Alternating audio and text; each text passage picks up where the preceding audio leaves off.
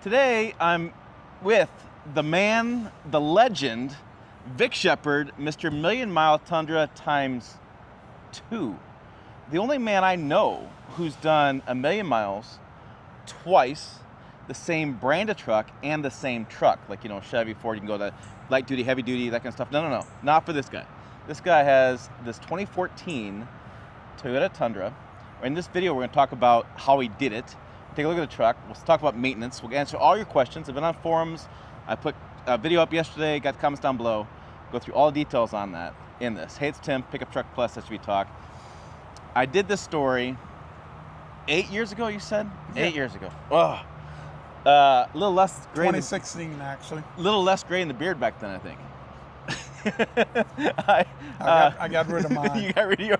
Probably smart. I might look younger if I did. Yeah, so I did that way back then, and we had a really good time back then. He got it swapped trucks with Toyota, and then he did it again. This is kind of a cool setting. We're at a rest area on I-10 east of Houston, which is actually a road you take all the time. Oh, yeah. Yeah, so I stop here and sleep sometimes. Yeah, I had some travel issues yesterday, changed my trip, got to meet him here outside of Houston, on a route he drives. So let's go ahead and check out this truck, and we got the hood open. So let's start with the engine, because the last one was a little confusing for some people, because the last one was a 4.6? 4.7. 4.7, because they had a 4.6, 4.7, they had differences, but now it's clear. 5.7 was the only thing they offered, and now we have the 5.7 V8. No, they offered to start out. They started out with the 4.7 and the 5.7. Right. And then they switched.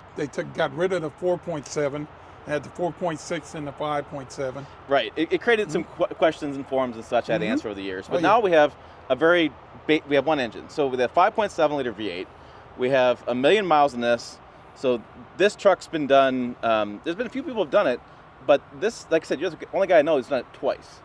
So starting with the engine, you've done all your maintenance at the dealership? At Toyota. At Toyota. So, and the reason why you like Toyota is because you started there out of high school. You worked in the Toyota dealership, right? No. Out of college, I bought my first out of Toyota. College. Okay. And it's been Toyotas ever since. That's all I drive. Okay. And then for those who don't know, he's a hotshot driver, which means he's constantly on the road delivering supplies, different stuff they can't ship to the mail, kind of deal. So that's how you get 1,000,000 miles. But I don't want to dive too much into maintenance yet. I want to talk about maintenance here in a little bit. But let's go ahead and shut the hood and let's do a little walk around and see how it held up after all these years. Yeah, just so this is the truck. You started using this in 2016. Yeah. Because you have multiple Tundras. Yeah. Yeah, it has multiple Tundras. So started using this 2016. This is 2015, so you put 1,000,000 miles on in 8 years? Yeah. Yeah, thereabouts. And then you have the SR5, you have the double cab. TRD. How many tires do you go through? Actually, I get a new set every year. A new set every year? Yeah, just do it, Just back of it, okay. Well, Toyota always has a program every year where buy 3, get 1 for $1. So, okay. Yep. So I take advantage. Yep, so there's that. There's a question somebody asked online about wheel bearings. You ever had to repack your wheel bearings or anything like that? I don't think so. Yeah, okay, that was an interesting question. So we'll walk around the exterior. I'm gonna show the interior in just a second. Work truck, so you use this. I think people get confused because you do a lot of hauling. Yeah. Right. I don't do any towing. No towing, but a lot of hauling of heavy equipment. There's times that you said you took like oil rig parts to Wyoming and such. It's like big drill beds and things. So heavy items in the bed. And this bed's got the spray and bed liner. I remember the last one we did. It was worse than this. It looked terrible. It looked like a bomb went off in there. Oh, yeah. This one looks pretty good. I mean, I still got the dents from putting stuff there, but, on both sides, but it's not right indented like the other one was. Right. So the bed overall looks like it's held up pretty good. We lost our piece of plastic on here, which it happens all the time. I see this all the time. That's been lost. Yeah, that flew off early on. You have a 300,000 mile club here. You're a little outdated, I think. Oh yeah, the other one came off. One that said 500, 3 and 5. You drove so much that it came off. Nice. Greg LeBlanc, I remember being at the dealership 8 years ago with you. That's a crazy dealership experience I had. And then so we had the Tundra right there. It looks like I got a little dent on this side, but you know, I've seen trucks with 200,000 miles worth damage. Evidently, you forgot. If you go back to your videos, I told you all of that happened during Ida. Right. Yeah. Yeah, that was. Yep. Yeah, I put out a few videos here and there. I can't remember everything. Yeah, we talked about it. Yep. That's all Ida damage. Yeah, it's all the hurricane damage. So but that's again, I'm always amazed when I see these trucks how well they look, considering how many miles and how much you drive with them. And how dirty it is. Yeah. Well. And so everybody knows I've been working this morning. Yeah.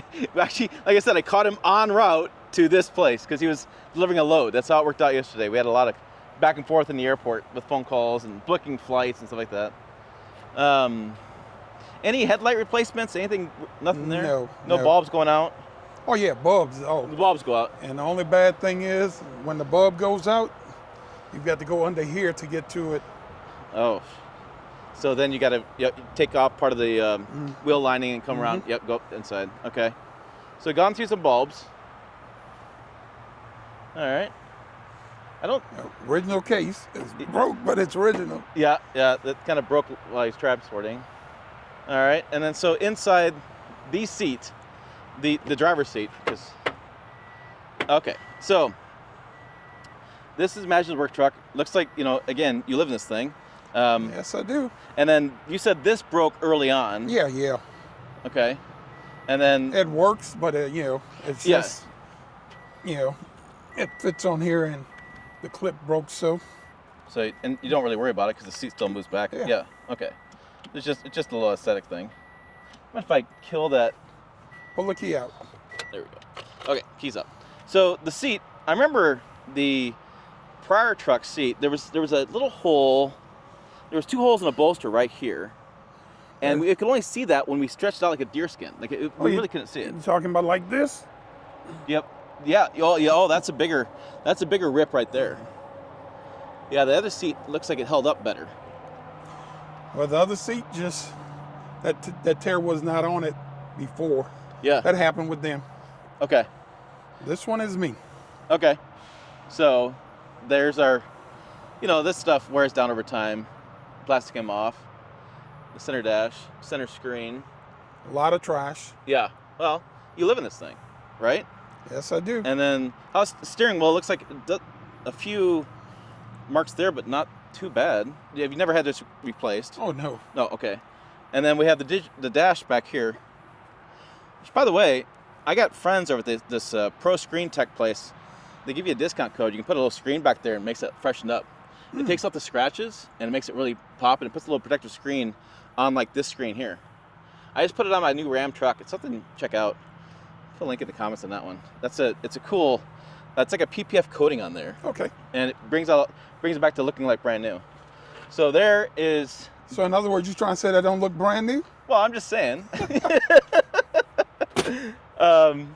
Yeah. So what about? Oh, you remember last time I talked to you in the 2007 or 8? 2007. You had like some hole up here, which you don't have here. Right. And a problem with the intermediate on the windshield wiper. And no problem there. Okay. Bluetooth still works fine? Everything works fine. Okay. Power windows, power locks, air conditioner, heater. All right. Okay, so let's hop in, and I'll grab my camera and put on my GoPro. We'll talk more about maintenance. Okay. Yeah. Give it a start before I hop.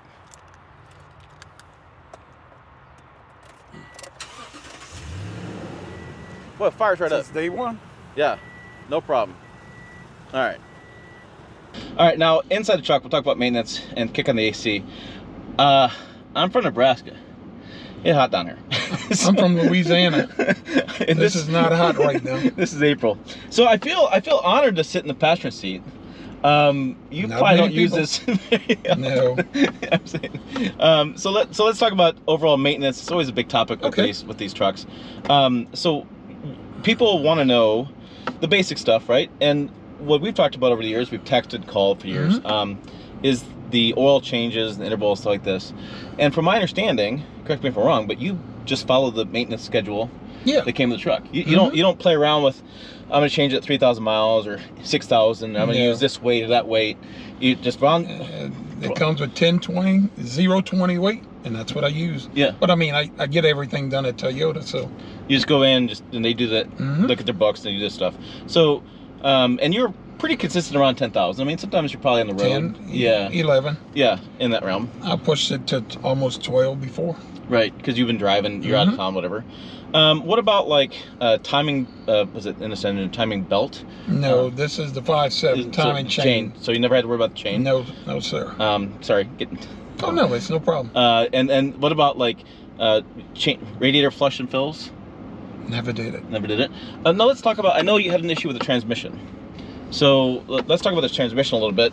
I will adjust the seat just a little. Well, no, there we go. Okay, fine. Okay. All right, let's talk about transmission because I know you had an issue with that. So what happened with the transmission?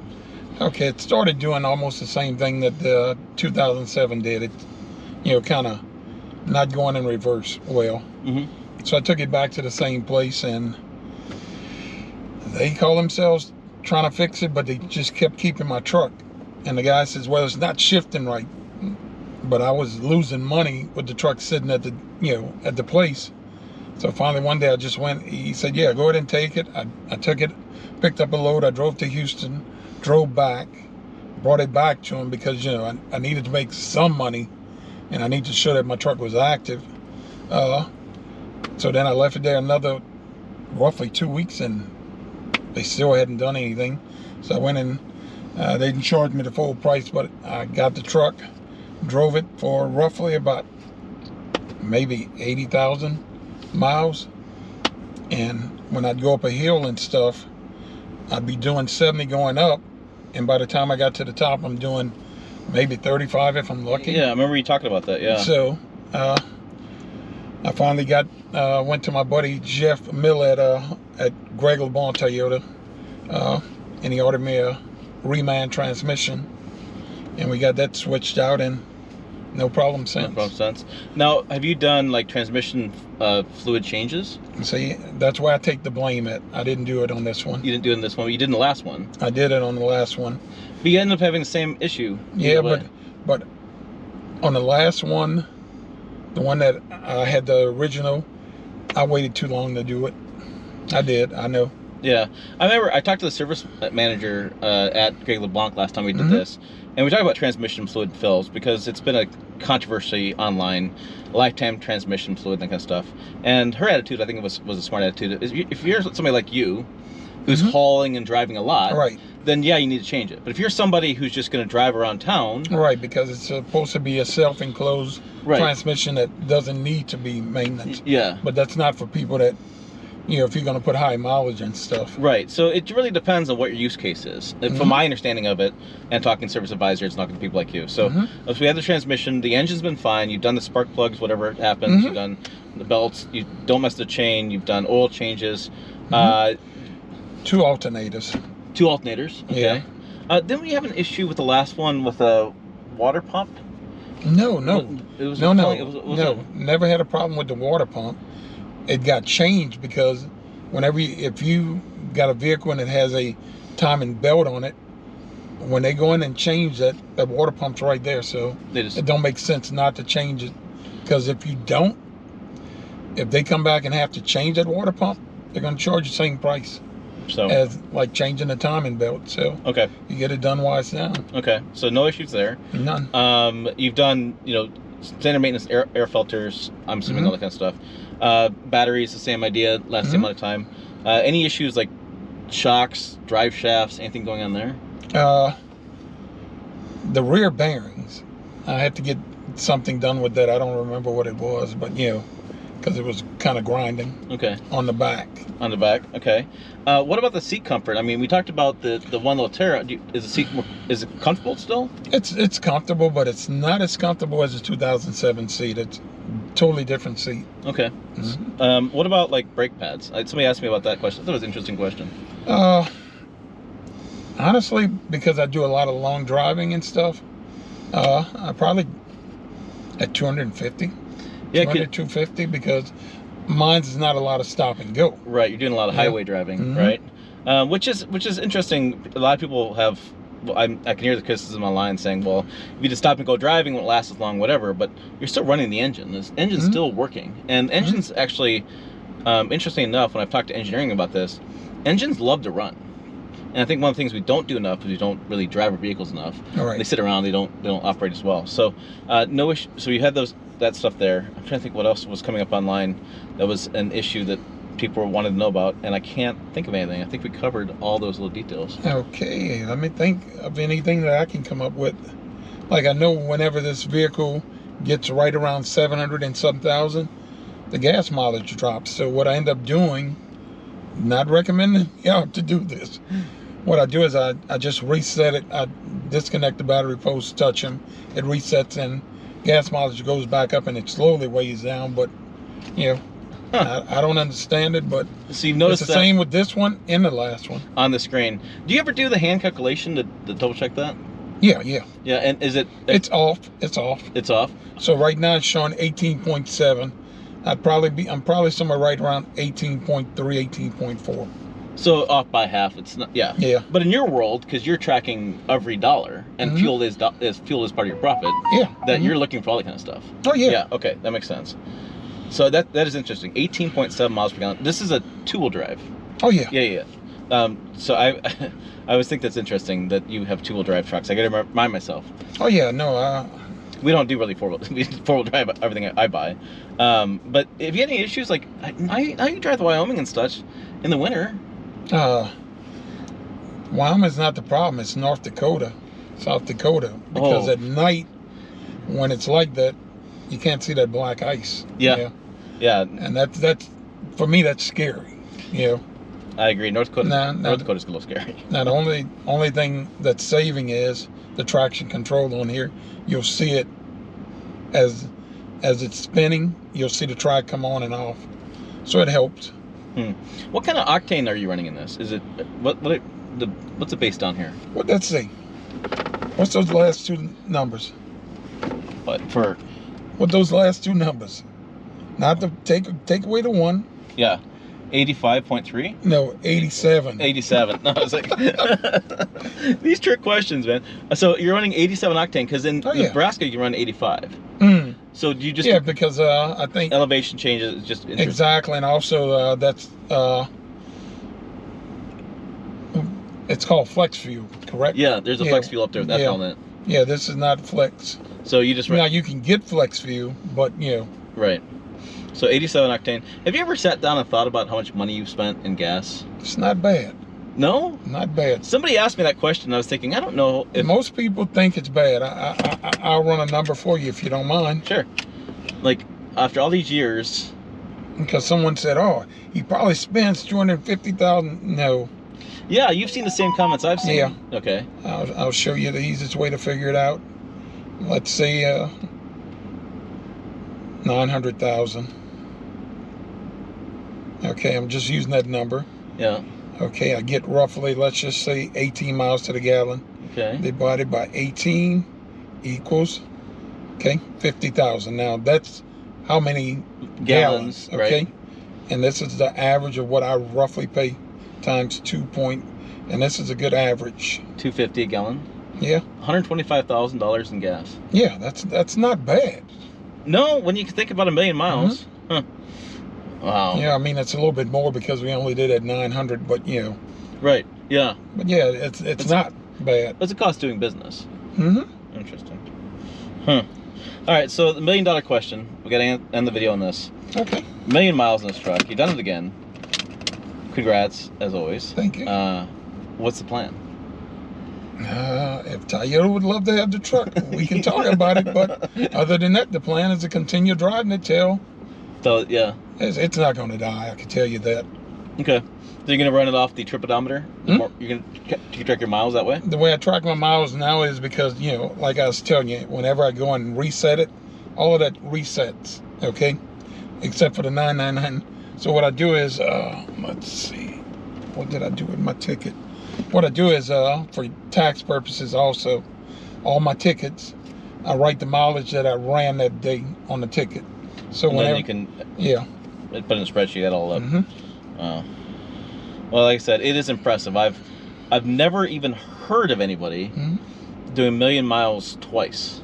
The windshield time you've spent in this. I've probably changed. I've changed probably 2 windshields. Nuh-uh. Yes. Just 2? Yeah. Holy cow. Wow. I think you'd gone through a lot more than that, especially rocks and things. Put it this way. If it says 2 years, if it cracks and they don't get to check it, at the office, I'm riding it for 2 years unless it causes a problem. But no, basically 2 of them. That is remarkable. 2 windshields and all that time. On the way back to the hotel, Vic called me. He had 2 other things come up in his mind as he's driving. As you'd imagine, 1,000,000 miles, 8 years, lots of stuff comes up. And so what he said was he changed the fuel filters in the tank twice. About 400,000, 800,000. In the last truck he had only changed it once. He said he probably should have changed it twice that as well. He says there's like pinholes in the filters and you have to change that stuff out as time goes on. And we also talk about drive shafts after the video. Interesting question that came up in the forums. I wasn't really aware of this being an issue, but turns out it was. In the 2007 version of the truck, he actually went through 2 drive shafts. In this version, it didn't go through any. His feeling is that in the 2007 truck, he hauled heavier weight of things. In this 2014, he just didn't have the same type of loads. And so he said the drive shaft was like wobbly and he could feel as if it was driving and it just was out of balance. And so they actually changed the drive shaft out twice on that 2007 and not once at this 2014. And folks, just so y'all know, I'm not on social media that often, so please don't think I'm ignoring y'all if y'all send a question to me. Yeah, no. Every once in a while I'll get to it, but it's not that I'm ignoring you. No, you're driving. It's hard to do Facebook and drive. No, but even when I'm home, I barely. Like enough of that noise. I'll post something and then I'm. Yeah, God bless you, because I'm on it way too much. I can tell you that much. So. Well, that's your business, though. I know. It's. All right. I think this is great. I hope you learned something in this video. I hope you got something out of it. Make sure you check us out on the website, pickuptrucktalk.com. Other videos up over here. Includes more stuff. Vic and we have a whole 3 or 4 videos by now. We've done the backstory, how we found each other. We did talked on the phone different times. I have a bunch of videos on the channel about that. All right, from both of us, we will see you down the road. Peace out.